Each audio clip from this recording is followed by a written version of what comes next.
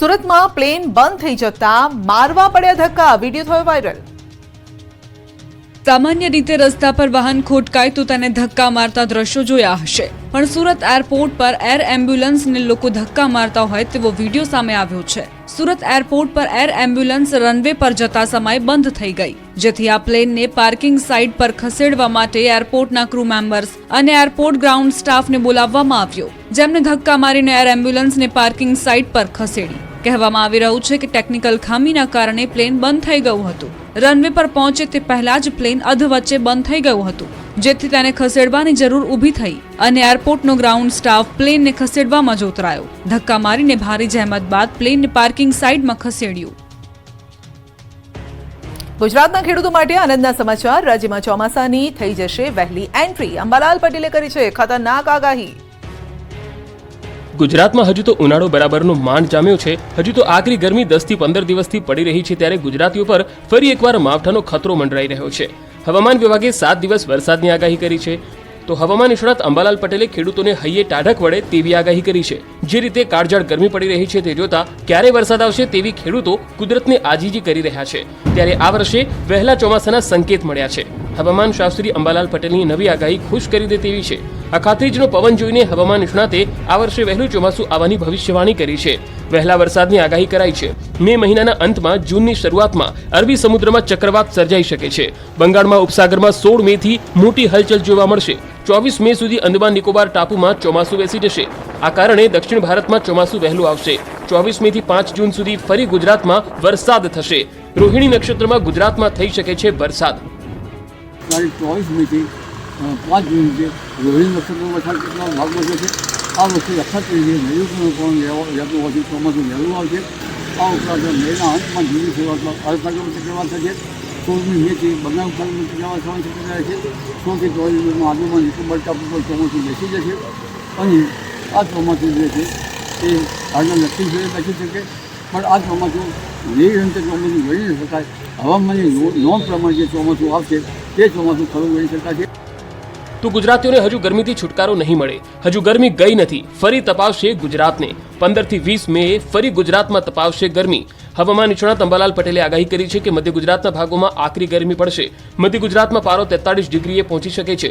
કેટલાક ભાગોમાં પારો 44 ડિગ્રીએ પહોંચી શકે છે। ઉત્તર ગુજરાતમાં 43 ડિગ્રીએ પારો પહોંચી શકે તો સૌરાષ્ટ્રમાં ગરમીનો પ્રકોપ રહેશે અને કચ્છમાં પવન વધુ ફૂંકાશે। 15 થી 17, 18, 20માં ભારે ગરમી, આકરી ગરમી આવશે। મધ્ય ગુજરાતના ભાગમાં મધ્યમ ઉષ્ણતામાન 43 ડિગ્રી સેલ્સિયસ જેવું થવાની શક્યતા છે। કેટલાક ભાગમાં 43 ડિગ્રી સેલ્સિયસ જેવું થવાની શક્યતા છે। ઉત્તર ગુજરાતના ભાગમાં 43 ડિગ્રી સેલ્સિયસ।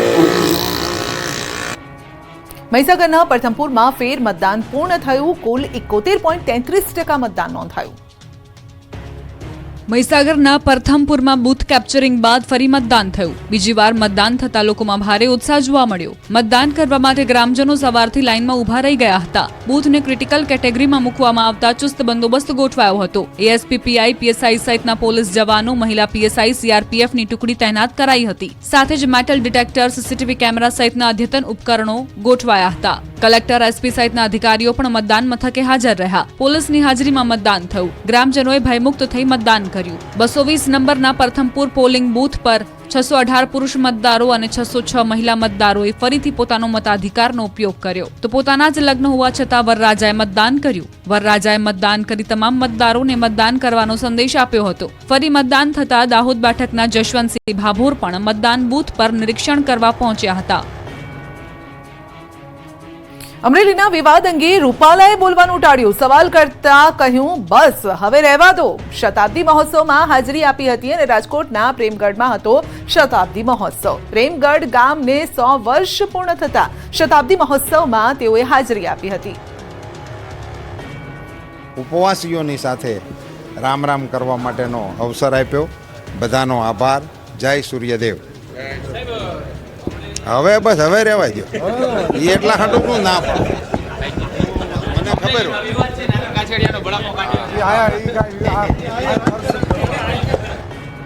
ઇફકોના ચેરમેન દિલીપ સંઘાણીનું નિવેદન, વિકાસ સિવાય હાલ કોઈ વાત નથી, ખેડૂતો માટે નક્કર કામગીરી કરવામાં આવે છે, વાદ વિવાદ નહીં, વિકાસ સિવાય વાત નહીં, હું કોઈ જૂથવાદમાં પડવાનું નથી તેવું સંઘાણીનું કહેવું છે. ચૂંટણી બિનહરીફ જીત્યા બાદ રાજકોટ પહોંચ્યા દિલીપ સંઘાણી. રાજકોટ એરપોર્ટ પર સંઘાણીનું ભવ્ય સ્વાગત કરાયું. ઇફકોમાં જયેશ રાદડિયાની જીત બાદ ભાજપમાં મોટો ભડકો થયો છે અને સૌરાષ્ટ્રના સહકારી આગેવાન બાબુ નસીતે જયેશ રાદડિયા સામે મોરચો માંડ્યો. ઇફકોની ચૂંટણી બાદ સહકારી ક્ષેત્રમાં ભાજપનો આંતરિક વિવાદ સપાટીએ આવ્યો છે. રાજકોટના જ એક સહકારી આગેવાન હવે આ મામલે જંગે ઉતર્યા છે. ઇફકોમાં જયેશ રાદડિયાની જીત બાદ ભાજપમાં મોટો ભડકો થયો છે. ભાજપમાં હવે પાર્ટી સામે વિરોધના સૂર ઉઠ્યા છે. ત્યારે સૌરાષ્ટ્રના સહકારી આગેવાન બાબુ નસીતે જયેશ રાદડિયા સામે મોરચો માંડ્યો છે. પક્ષના મેન્ડેટની અવગણના કરનારા રાદડિયા સામે તાત્કાલિક કાર્યવાહીની માંગણી ઉઠી છે. સૌરાષ્ટ્રના સહકારી આગેવાન બાબુ નસીતે જયેશ રાદડિયા સામે મોરચો માંડી આક્ષેપો કરતા ખળભળાટ મચી ગયો છે. બાબુ નસીતે ઇલુ પ્રથા દૂર કરવાની પાટીલની પહેલની પ્રશંસા કરી. સાથે જ ભાજપના મેન્ડેટનો અનાદર કરનાર સામે કાર્યવાહીની માંગ કરી. બાબુ નસીતે કહ્યું કે જેમ મારી સામે કાર્યવાહી થઈ છે તેમ જયેશ રાદડિયા સામે પણ કાર્યવાહી કરવામાં આવે. ઇફકોની ચૂંટણીમાં બિપિન પટેલની હાર નથી થઈ, પરંતુ ભાજપની હાર થઈ છે. બીજી બાજુ સહકારી આગેવાન બાબુ નસીતના આક્ષેપો પર જયેશ રાદડિયાએ પલટવાર કર્યો છે. રાદડિયાએ કહ્યું કે મેં પાર્ટી વિરુદ્ધ કોઈ કામ કર્યું નથી. જે લોકો મારો વિરોધ કરે છે તે લોકો ખેડૂત વિરોધી છે. મેં પાર્ટી માટે લોકસભા ચૂંટણીમાં કામ કર્યું છે. રાદડિયાએ વધુમાં કહ્યું કે આજ દિન સુધી મેન્ડેટની જાણ મને નથી. મેં મેન્ડેટના નિર્ણય પહેલા ફોર્મ ભર્યું હતું. સમગ્ર બોર્ડના નિર્ણયને લઈ ફોર્મ ભર્યું હતું. એ બિપિનભાઈની હાર નથી, એ ભારતીય જનતા પાર્ટીની હાર છે એવું હું માનું છું. આપણી માનની હાર થાય ત્યારે કોઈ મૂંગું ન બેસી શકે. અને ત્યારે હું એવું માનું છું, પાટીલ સાહેબને પણ કહેવા માનું છું કે 113 જીતેલા ઉમેદવારને મળ્યા છે, તો એ જીતેલા ઉમેદવાર જે 113 લોકો છે આઈડેન્ટિફાય થાય, એમની સામે મારી ઉપર જેવા પગલાં લેવામાં આવ્યા હતા એવા જ પગલાં લઈએ. હું આજે ઇફકોમાં જીતીને આવ્યો, હું ભારતીય જનતા પાર્ટીનો કાર્યકર્તા છું. સામેવાળો કોંગ્રેસનો કોઈ જીતો હોય તો સ્વાભાવિક રીતે કહી શકીએ કે કોઈ કોંગ્રેસને આપણે મદદ કરી હોય. હું પણ ભારતીય જનતા પાર્ટીનો ધારાસભ્ય છું અને કાર્યકર્તા છું, એટલે ઇફકોની અંદર પણ ભાજપની જીત થઈ છે. સૌરાષ્ટ્ર બાદ હવે મધ્ય ગુજરાતના એપી સેન્ટર વડોદરામાં ભાજપનો વિખવાદ સપાટી પર આવ્યો. 2 દિવસથી સૌરાષ્ટ્રમાં ભાજપનો આંતરિક ઉભરો સામે આવી રહ્યો છે. ત્યારે હવે આ વિવાદ મધ્ય ગુજરાત સુધી પહોંચી ગયો છે. મધ્ય ગુજરાતના એપી સેન્ટર વડોદરામાં ભાજપમાં ભડકો થયો. મતદાન પૂર્ણ થતાં જ ભાજપનો આંતરિક વિવાદ સામે આવ્યો છે. વડોદરાના ભાજપની વોર્ડ કક્ષાની જૂથબંધી સપાટી પર આવી. ભાજપ મહિલા કોર્પોરેટર સામે પક્ષના કાર્યકરોએ દેખાવો કર્યા. બહિષ્કારના પોસ્ટર સાથે આજવા રોડ પર દેખાવો કર્યા. અગાઉ ભાજપ કાર્યકર્તા હિરેન બ્રહ્મભટ્ટ સામે મહિલા કોર્પોરેટરે લગાવ્યા હતા આક્ષેપો. હવે હિરેન બ્રહ્મભટ્ટના સમર્થનમાં કાર્યકર્તાઓ સામે આવ્યા. મહિલા કોર્પોરેટર માફી માંગે તેવી માંગ કરી. ગુજરાતમાં મતદાને 5 દિવસ બાદ સુરતના કોંગ્રેસના ઉમેદવાર નિલેશ કુંભાણીનો હાઈ વોલ્ટેજ ડ્રામા, કહ્યું કે મેં કોંગ્રેસ સાથે 2017નો બદલો લીધો. ગુજરાતમાં મતદાન પૂર્ણ થયા બાદ અચાનક જ સુરત કોંગ્રેસના ઉમેદવાર નિલેશ કુંભાણી પ્રગટ થયા. મીડિયા સમક્ષ આવી હાઈ વોલ્ટેજ ડ્રામા કર્યો. સુરત લોકસભા ચૂંટણીમાં હાઈ વોલ્ટેજ ડ્રામા સર્જનાર કોંગ્રેસના ઉમેદવાર નિલેશ કુંભાણી છેલ્લા 22 દિવસથી ગુમ હતા. ત્યારે મીડિયા સમક્ષ હાજર થયા અને તેમણે કોંગ્રેસ પર આક્ષેપ કરતા કહ્યું કે મેં નહીં, કોંગ્રેસે મારી સાથે ગદ્દારી કરી છે. જો કે વધુમાં તેમણે કહ્યું કે મારે ભાજપ સાથે કંઈ લેવા દેવા નથી. નિલેશ કુંભાણીએ કોંગ્રેસ પર સણસણતા આક્ષેપ કરતા કહ્યું કે કોઈ માયનો લાલ પેદા નથી થયો જે મને મારી શકે. કોંગ્રેસના સુરતના 5 નેતાઓના કારણે મેં આ કર્યું છે. મારા ઠેકેદારો કોંગ્રેસના કાર્યકર્તાઓ છે. હું અને મારા ઠેકેદારો એક સાથે છીએ. કોંગ્રેસે વિરોધ કરવાનું શરૂ કર્યું એટલે કોંગ્રેસના નેતાઓએ 2017માં મારી સાથે બદલો લીધો. એટલે મેં આ પરિવાર સાથે બદલો લીધો છે. મારા ઠેકેદારો અને કાર્યકર્તાઓએ બદલો લીધો અને હું પણ તેમાં સાથે છું. તો મારા નિવેદનથી કોંગ્રેસને કોઈ નુકસાન ન થાય એટલા માટે હું ચૂપ હતો તેવો દાવો કર્યો. પરેશ ધાનાણી, શક્તિસિંહ ગોહિલની મર્યાદા નડતી હતી, એટલા માટે નિવેદન આપવા ચૂંટણી પતે પછી મારે હાજર થવું હતું. ચૂંટણી પૂર્ણ થતા નેતાઓ હળવા ફૂલ થયા. વિજાપુરના ભાજપના ઉમેદવાર CJ ચાવડાએ ગાયું ભજન. તાજેતરમાં જ લોકસભાની ચૂંટણી અને પેટા ચૂંટણી માટેનું મતદાન યોજાયું હતું. ત્યારે પેટા ચૂંટણીમાં વિજાપુર બેઠકના ભાજપ ઉમેદવાર ચૂંટણી બાદ હળવા મૂડમાં જોવા મળી રહ્યા છે. CJ ચાવડાનો અલગ અંદાજ સોશિયલ મીડિયામાં વાયરલ થઈ રહ્યો છે.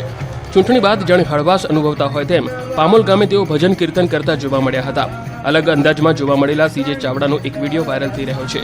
ઉલ્લેખનીય છે કે પામોલ ગામે આયોજિત ધાર્મિક પ્રસંગમાં હાજરી આપી તેમણે ભજનનો લાભ લીધો હતો. ધોરણ 10નું 82.56% પરિણામ જાહેર થયું. 30 વર્ષનું રેકોર્ડ બ્રેક પરિણામ છે અને ગરીબ ઘરની વિદ્યાર્થીનીઓએ માર્યો ડંકો.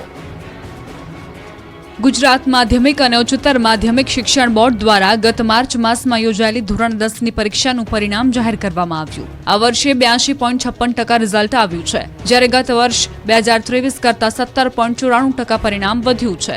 આ વર્ષે 30 વર્ષનું રેકોર્ડ બ્રેક રિઝલ્ટ આવ્યું. આ વર્ષે છોકરાઓ કરતાં છોકરીઓએ બાજી મારી છે.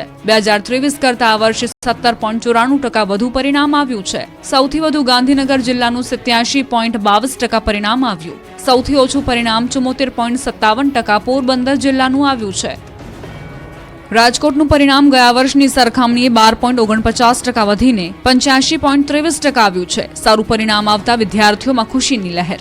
સુરત જિલ્લાનું 86.75% પરિણામ જાહેર કરવામાં આવ્યું. સુરતમાં ગેરેજ ચલાવનારની પુત્રી 10મા ધોરણમાં સારા માર્ક્સ સાથે પાસ થઈ, તો બીજી તરફ ચાલુ પરીક્ષાએ પિતા ગુમાવનાર પુત્ર પણ સારા માર્ક્સ સાથે પાસ થયો છે. ધોરણ 10ના પરિણામમાં અમદાવાદની રિયા શાહ વિદ્યાર્થીઓ માટે પ્રેરણાદાયક બની. રિયાના માતા પિતા મૂકબધિર છે, સાંભળી કે બોલી શકતા નથી. છતાં સંઘર્ષના વાતાવરણમાં રિયાએ ધોરણ 10ની પરીક્ષામાં 93% મેળવ્યા. તો અમદાવાદમાં એક સામાન્ય પરિવારના દીકરા નિત્ય પવારે ધોરણ 10માં 94% મેળવ્યા છે. પિતા કમ્પ્યુટર ઓપરેટર છે. સામાન્ય પરિવારની એક દીકરી ધ્વની બારિયાએ 94% પરિણામ મેળવી પરિવારનું નામ રોશન કર્યું છે. આ બાજુ વડોદરા જિલ્લાનું 77.20% પરિણામ આવ્યું. વડોદરામાં પાણીપુરીની લારી ચલાવનારની પુત્રીએ ધોરણ 10ના પરિણામમાં ડંકો વગાડ્યો. નારાયણ સ્કૂલમાં અભ્યાસ કરતી પૂનમ કુશવાહાએ ધોરણ 10ની પરીક્ષામાં 96% સાથે 99.72% મેળવ્યા છે. અમદાવાદની રાજસ્થાન સ્કૂલની મનમાની સામે આવી. અમદાવાદની કેટલીક ખાનગી સ્કૂલો દિવસેને દિવસે દાદાગીરી કરવા લાગી છે. ગરીબ બાળકો સાથે ભેદભાવની અનેક ફરિયાદો ઉઠી રહી છે. ત્યારે હવે અમદાવાદની રાજસ્થાન સ્કૂલ વિવાદમાં આવી છે. રાજસ્થાન સ્કૂલમાં બાળકોને પ્રવેશ મુદ્દે બવાલ થઈ છે. શાહીબાગમાં આવેલી રાજસ્થાન શાળાએ સ્કૂલમાં બાળકોને પ્રવેશ ન આપતા વિવાદ થયો છે. શાળામાં મોટી સંખ્યામાં વાલીઓએ હોબાળો કર્યો. શાળા ખાતે મોટી સંખ્યામાં વાલીઓ પહોંચ્યા હતા અને ધોરણ 8 બાદ ધોરણ 9માં પ્રવેશ ન આપતા વાલીઓ રોષે ભરાયા. વાલીઓએ ડીઈઓના આદેશના પણ અનાદર કર્યાનો આરોપ લગાવ્યો. ભરૂચમાં સુરક્ષાને લગતી માહિતી મોકલવાનો આ મામલો છે અને સીઆઈડી ક્રાઇમે જાસૂસ પ્રવીણ મિશ્રાને સાથે રાખી તપાસ હાથ ધરી. અંકલેશ્વર સ્થિત તેના ભાડાના મકાનમાં તપાસ કરી દેશની ગુપ્ત માહિતી પાકિસ્તાનને પહોંચાડતો હોવાનું આવ્યું હતું બહાર. મોરબીના યુવાનોએ પેલેસ્ટાઇનના ધ્વજ લગાવવાના મામલે એસઓજીને મહત્વની સફળતા મળી છે. યુવકો મોરબીના હોવાનું એસઓજી ટીમની તપાસમાં ખુલ્યું છે. એક સગીર અને 2 યુવકોની પોલીસે પૂછપરછ પણ શરૂ કરી. અન્ય એક સગીરની પણ પૂછપરછ હાથ ધરાઈ. 24 એપ્રિલે હાજીપીર જતા સમયે વિડીયો બનાવીને વાયરલ કર્યો હતો. પેલેસ્ટાઇનના સમર્થનમાં વિડીયો બનાવીને કર્યો હતો વાયરલ. કચ્છના નખત્રાણા નજીક પેટ્રોલ પંપ નજીક દેખાયા હતા યુવકો. પેલેસ્ટાઇનના ધ્વજ સાથે બાઇક પર વિડીયો બનાવ્યો હતો.